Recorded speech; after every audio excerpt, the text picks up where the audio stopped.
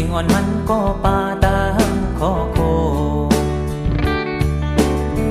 อยู่อำซื้อไว้ยักตัวหน้าอ่อนกันอำจังรักความพ้องมือสุติยานเฮ็ดจังยุ่งก็น่าจำดีเย็นไว้เย้าก็น้ำตาจะมา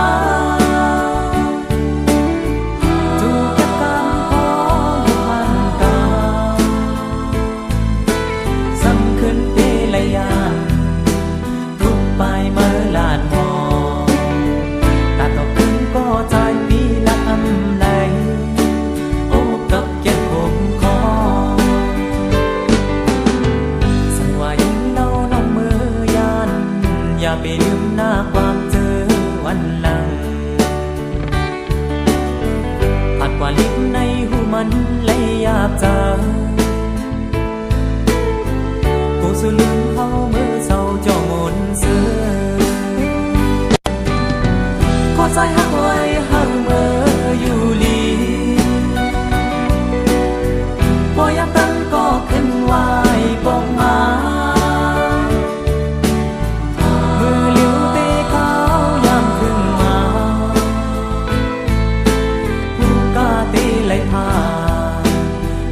ก็เกิดเจอลายปองหน้าจ้องก้อยขึ้นค่อยพบกันน้องกุดตายอย่าไปลืมต่อหลอกก็มันขึ้นหุ่นโตเฮาขาดก็มีวันค่อยอยู่นา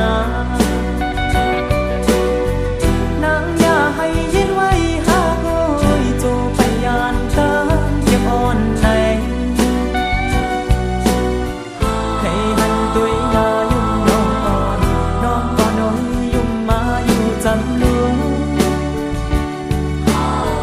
นับตาไว้ยิงน้องอ้อยความปัญหาเขาเป็นตายคือ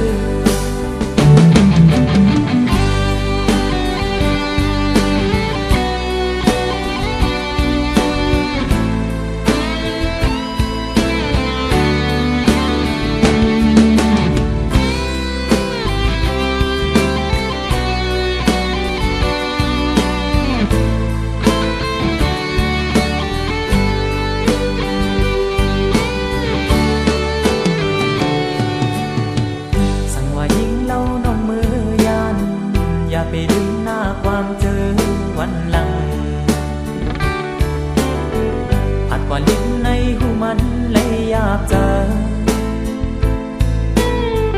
กูสุลืมเฮามือเศร้าเจ้ามนเสือขอใจหักไว้หักเมื่ออยู่ลี